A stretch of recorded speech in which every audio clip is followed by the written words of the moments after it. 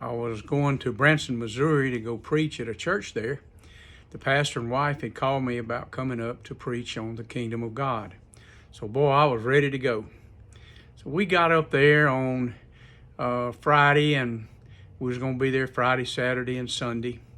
So I preached Friday night, Saturday morning, Saturday afternoon, Saturday night.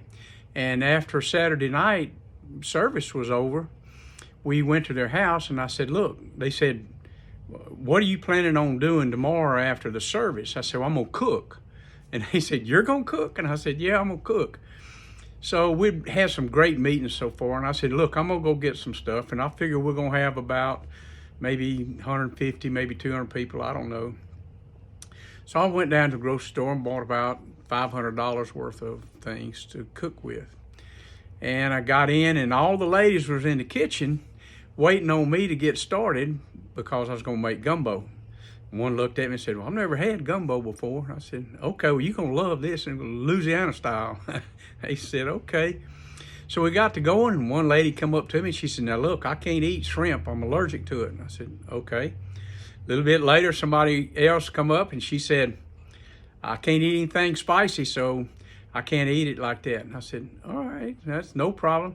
So I had 3 different pots of gumbo going, and they watched me getting everything together, cutting everything up and putting it in a pot. And they said, what all you got in there? And I said, well, I got some sausage, I got some shrimp, I got some chicken, I got 2, 3 different kinds of bell peppers, I got onions, I got black beans, I got all kinds of seasoning in there.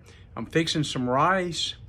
And it was fixed up pretty nice, and some okra. Some people don't like okra, but it's really great in gumbo. And in the meantime, I was making a roux, and they said, well, you can go buy that. And I said, yeah, you can. It'll take about an hour or 2 maybe to make this roux. You got to cook it slow. You put the flour in there and just let it cook on mostly dry heat for a long time, constantly stirring so it doesn't, burn. If you burn, you got to start all over. So anyway, they was watching me do all that, and I went, surely these ladies know how to do all this. And I didn't say anything to them, but come the time Sunday afternoon when we got ready to break, we had all of that prepared, and it was all laid out there at the church, and everybody started coming up, and they were coming up and sniffing.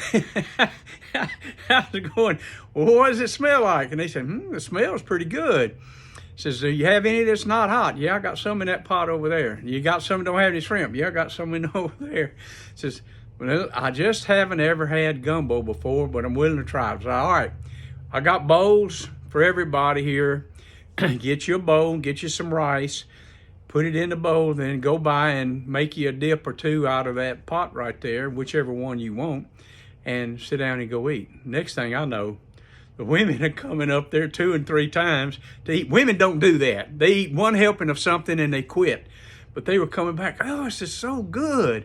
I said, all right.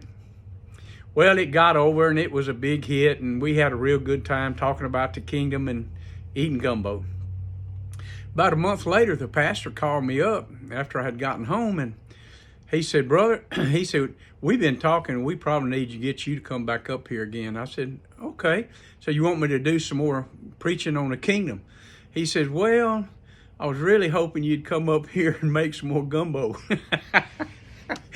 I went, oh, okay, I can do that. So I found out something. I could probably make gumbo better than I can preach, which is okay. Love you guys. God bless you, and go in peace. Bye.